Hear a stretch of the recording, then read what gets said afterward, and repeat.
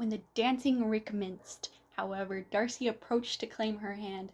Charlotte could not help cautioning her in a whisper not to be a simpleton, and allow her fancy for Wickham to make her appear unpleasant in the eyes of a man 10 times his consequence. Elizabeth made no answer and took her place in the set, amazed at the dignity to which she arrived in being allowed to stand opposite to Mr. Darcy, and reading in her neighbors' looks their equal amazement in beholding it. They stood for some time without speaking a word, and she began to imagine that their silence was to last through the 2 dances, and at first was resolved not to break it, till suddenly fancying that it would be the greater punishment to her partner to oblige him to talk, she made some slight observation on the dance. He replied, and was again silent. After a pause of some minutes, she addressed him a second time with, "It is your turn to say something now, Mr. Darcy. I talked about the dance. Now you ought to make some kind of remark on the size of the room, or the number of couples." He smiled and assured her that whatever she wished him to say should be said. "Very well, that reply will do for the present. Perhaps by and by I may observe that private balls are much more pleasanter than public ones, but now we may remain silent." "Do you talk by rule, then, while you're dancing?" "Sometimes. One must speak a little, you know. It would look odd to be entirely silent for half an hour together, and yet, for the advantage of some, conversation ought to be so arranged as that they may have the trouble of saying as little as possible." "Are you consulting your own feelings in the present case, or do you imagine that you are gratifying mine?" "Both," replied Elizabeth archly, "for I have always seen a great similarity in the turn of our minds. We are each of an unsocial, taciturn disposition, unwilling to speak unless we expect to say something that will amaze the whole room, and be handed down to posterity with all the eclat of a proverb." "There's no very striking resemblance of your own character, I am sure," said he. "How near it may be to mine, I cannot pretend to say. You think it faithful portrait, undoubtedly." "I must not decide on my own performance."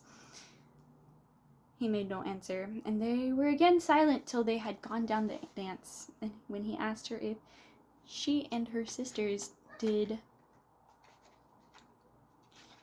not very often walk to Meryton, she answered in the affirmative, and unable to resist the temptation, added, "When you met with us the other day, we had just been forming a new acquaintance."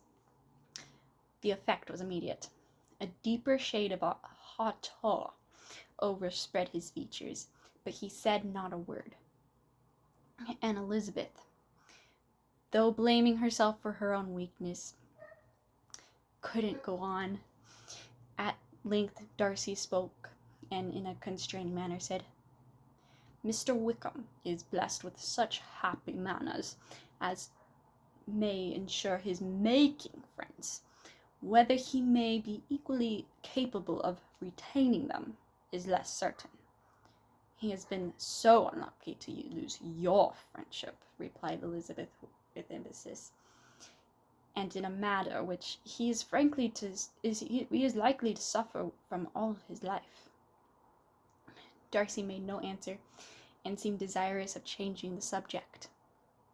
At that moment Sir William Lucas appeared close to them, meaning to pass through the set to the other side of the room, but on perceiving Mr. Darcy he stopped with a bow of superior courtesy to compliment him on his dancing and his partner. "I have been most highly gratified indeed, my dear sir.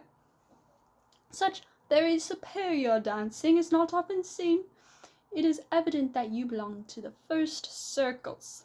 Allow me to say, however, that your fair partner does not disgrace you, and that I must hope to have this pleasure often repeated, especially when a certain desirable event, my dear Miss Eliza? Miss Eliza, glancing at her sister and Bingley, shall take place. What congratulations will then flow in! I appeal to Mr. Darcy. Let me not interrupt you, sir. You will not thank me for detaining you from the bewitching converse of that young lady, whose eyes are also upbraiding me. The latter part of this address was scarcely heard by Darcy, but Sir William's allusion to his friend seemed to strike him forcibly, and his eyes were directed with a very serious expression towards Bingley and Jane, who were dancing together. Recovering himself, however, shortly, he turned to his partner and said, Sir William's interruption has made me forget what we were talking about. I don't think we were speaking at all. Sir William could not have interrupted any two people in the room who had less to say for themselves. We have tried 2 or 3 subjects already without success, and what we are to talk of next I cannot imagine. What do you think of books? Said he, smiling. Books? Oh, no, I'm sure we never read the same, or not with the same feelings. I'm sorry you think so, but if that's the case, there can be at least no want of subject. We can compare our different opinions. No, I cannot talk of books in a ballroom. My head is always full of something else. The present always occupies you in such scenes, does it? Said he with a look of doubt. Yes, always, she replied, without knowing what she said, for her thoughts had wandered far from the subject, as soon afterwards appeared by her suddenly exclaiming, I remember hearing you once say, Mr. Darcy, that you hardly ever forgave, that your resentment once created was unappeasable. You are very cautious, I suppose, into its being created. I am, he said with a firm voice, and never allow yourself to be blinded by prejudice. I hope not. It is particularly incumbent upon those who never change their opinion to be sure of judging properly at first. May I ask where these questions tend? Merely to the illusion of your character, she said, endeavoring to shake off her gravity. I am trying to make it out. And what is your success? She shook her head. I do not get on at all. I hear such different accounts of you as puzzle me exceedingly. I can readily believe, answered he gravely, that report may vary greatly with respect to me, and I could wish, Miss Bennet, that you were not to sketch my character at the present moment, as there is reason to fear that the performance would reflect no credit on either. But if I do not take your likeness now, I may never have another opportunity. I would by no means suspend any pleasure of yours, he coldly replied.